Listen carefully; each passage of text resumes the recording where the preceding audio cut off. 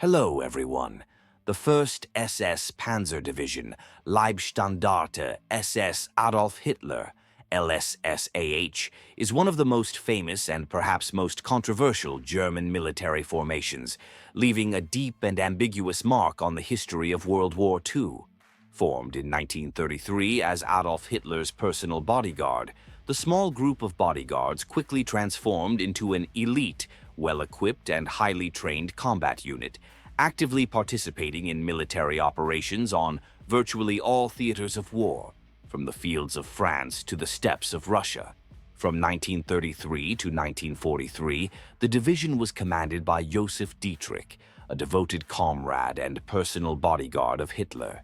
He was a man infinitely loyal to the Führer and ready to carry out any of his orders without question. An interesting fact, the surname Dietrich translates from German as skeleton key. Perhaps this circumstance influenced the choice of the division's emblem, a key on a shield, for which the division received the unofficial, even somewhat ironic nickname, Golden Key. The motto of the soldiers of the 1st Division, like all SS men, was, "My honor is loyalty." This motto, combined with fanatical devotion to Hitler, largely explains the actions of the division throughout the war. Please subscribe to our channel, give us a like so you can hear many more interesting stories about World War II and the opinions of all participating sides on various events, formation and development, from a handful of fighters to a panzer division. At the very beginning of its existence, the Leibstandarte numbered only 60 men, selected according to the strictest criteria. With the increasing influence of the Nazi Party and the beginning of World War II, its numbers grew significantly, reaching almost 20,000 men by 1944.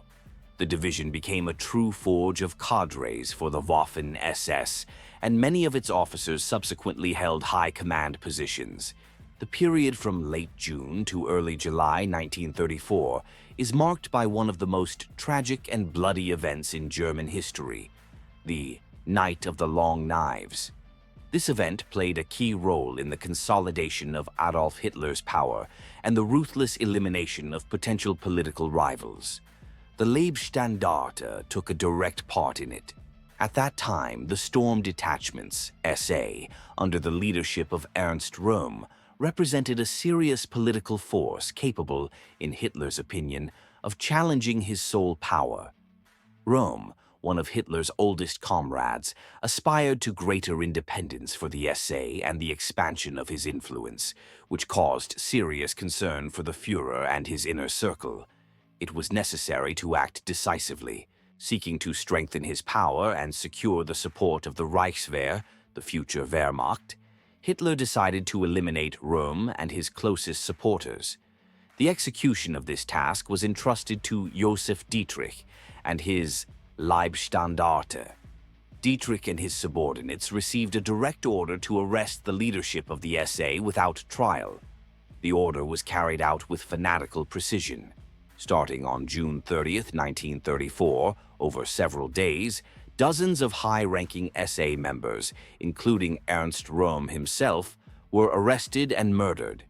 Hitler publicly justified this act as a necessary measure to prevent Röhm's allegedly planned coup d'état. In reality, it was a massacre of political opponents, the elimination of a potential threat to the Führer's absolute power. The combat path from Poland to Austria. In 1939, the Leibstandarte was reorganized into a reinforced motorized regiment. The regiment's baptism of fire during the invasion of Poland proved unsuccessful. Having been encircled, the regiment suffered significant losses in personnel and equipment. The Wehrmacht command had to deploy reserves to relieve it. At the same time, the soldiers of the 1st Division distinguished themselves by mass looting of the civilian population, which became a sad calling card of the division.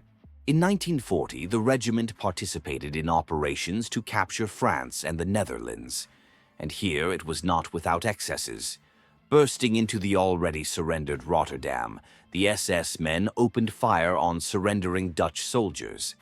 As a result, the commander of the German airborne troops, General Kurt Student, who was accepting the surrender, was wounded. This incident clearly demonstrated the discipline and moral character of the unit. However, the regiment proved itself during the destruction of the Allied forces encircled at Dunkirk. Ignoring Hitler's order for a temporary halt to the offensive, the regiment captured the commanding heights and conducted artillery fire from there, disrupting the evacuation. As a result, the Allies were forced to abandon practically all their equipment.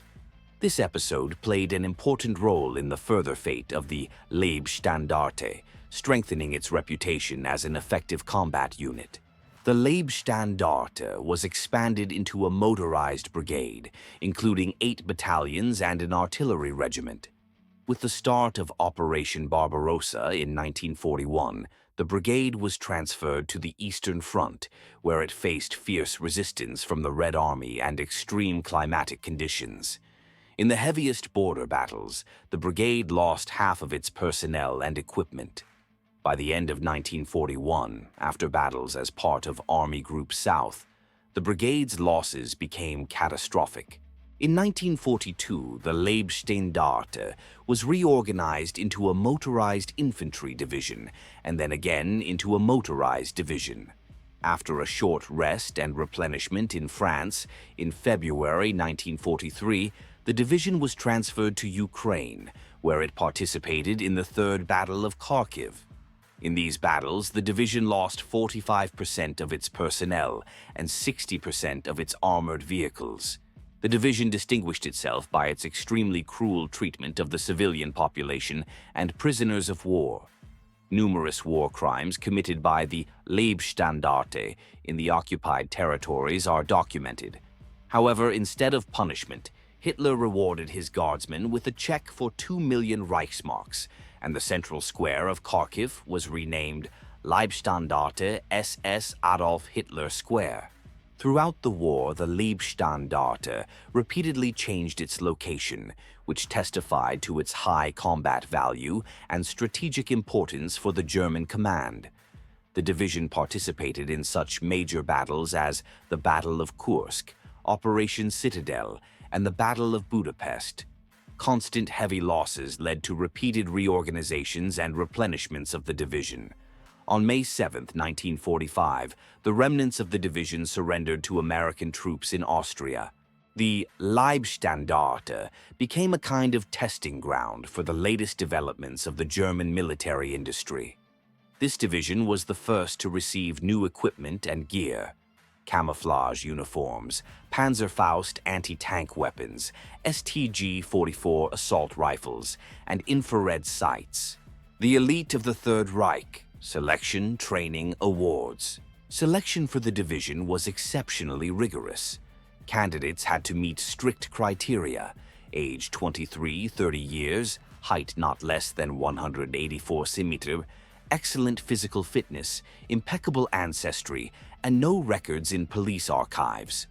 A significant amount of time was devoted to drill training, for which the division's soldiers were ironically called the Führer's asphalt soldiers. The Leibstandarte was famous for its highest level of combat training and effectiveness in battle. In terms of the number of Knight's Cross recipients, the division occupied one of the leading places among all formations of the Wehrmacht and Waffen-SS.